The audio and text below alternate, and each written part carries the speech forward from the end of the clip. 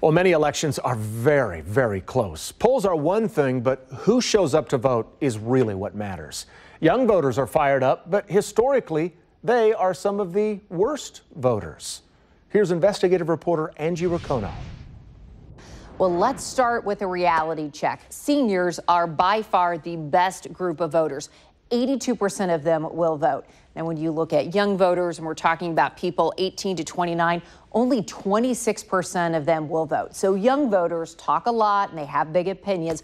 But the question becomes, will this election be any different? This year, the focus on young voters has been tremendous. A rallying cry came for them after school shootings.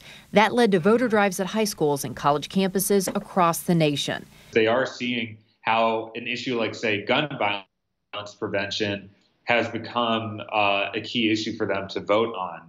And I think those types of issues are going to really light a fire under a lot of millennials this cycle. Steve Olikara is the president and founder of the Millennial Action Project. He says young voters have a completely different way of analyzing elections. They aren't entrenched in partisan politics and generally don't label themselves with either party. They are independent voters who care more about social issues. Olikara and a lot of other analysts wonder if this year is the year young voters actually show up at the polls. I believe 2018 will have the largest millennial turnout. And the reason for that is because they are engaged at levels we've never seen before. They're not only thinking about what's happening at the presidential level, but they are more engaged now at the state and local level. And hopefully that translates into votes. We're all cautiously optimistic. Here's what young voters care about, according to the Washington Post. Education.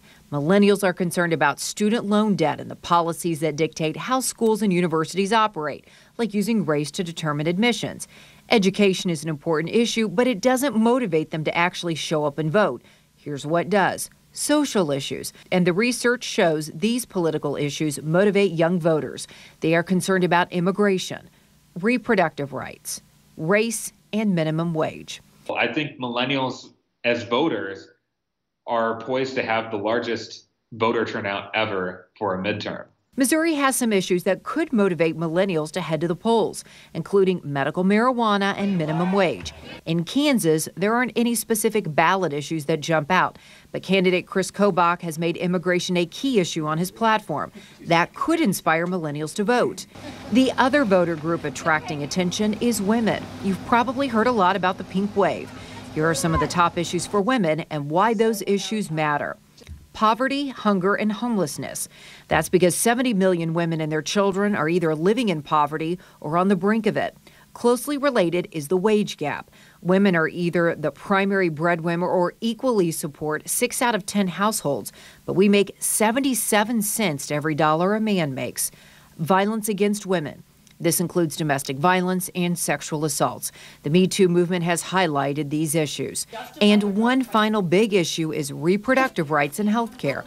Women are more concerned than ever about health care for themselves and the ever-changing rules. About half of all states have adopted stricter rules regarding abortions, and that has shut down clinics. Unlike millennials, women are more reliable voters. In fact, women have outvoted men in every election since 1964. Angie Racono, KCTV5 News. Both Kansas and Missouri have reported a huge number of new voters registered this midterm, and we are now talking once again with Dr. Greg Vanami from UMKC. So as Angie clearly pointed out, boy, millennials and young people, they talk a great talk, but when it comes to actually making that decision to get up the day of election and go vote, typically they haven't done that. Will this year be any different? It could be. I'm skeptical. Usually what we see between presidential and midterm elections, we see about a 20% drop off in nationwide voter turnout. So in a midterm election, it's usually about 40% of Americans will actually show up and vote.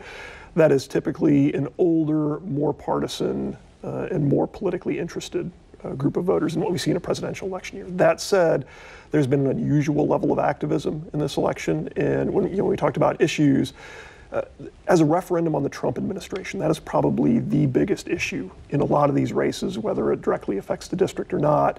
That's what's on the minds of voters, and that has the potential to activate young voters and women voters in this election. Well, again, to what Angie was saying, there has been, I guess more than any time that I've noticed over the last couple of decades, you do hear more from young people about not just taking part, but getting involved and trying to make a difference. It'll be interesting to see if they can get their friends and their neighbors to get out and go vote. As you mentioned, typically, historically, that hasn't happened, but maybe in this midterm election, it's different. And for as close as the races are, even a small change, even a small increase will likely be enough to be decisive. So 40% is a pretty good benchmark. If that falls a little bit lower, 38%, that's going to favor Republicans. It'll be an older electorate, which leans Republican. If that moves up to 42%, that's not a big change, but it's going to be big enough to be decisive in a lot of these races. All right, let's talk about the quote, pink wave that has really been sweeping the country. And as Angie mentioned in her piece, you know, women have outvoted men since 1964. So it's nothing new that women are politically motivated and to get involved. But again, just like with young voters, we really do seem to be hearing more about this quote unquote pink wave hitting. And what's different, as you said, we've had a majority female electorate for a long time. But what seems to be different this year is that women are increasingly voting as women. So before we'd have a lot of women voting, but they'd be voting as Democrats, as Republican, as rural voters, as something else. Sure. But this year, there is more activism and more coordination among women and centered around women's issues that is creating more of a unified voting bloc than what we've seen in previous elections. 1994 is maybe the last time that we've seen this level of activism and coordination around women's issues. And that could affect real change in D.C. if all this comes together. And it corresponds with the candidates. So we've seen an unprecedented number of women running for office. They've done very well in the primary elections, pulling off a number of upsets. So this will probably be the best electoral year for women candidates that we've seen in at least 2 decades. Cannot wait to see how this plays out. Greg, we really appreciate your time and your insight into the very important work that you do at UMKC, and thank you for bringing your insight to KCTV5. It's my pleasure. Thank you.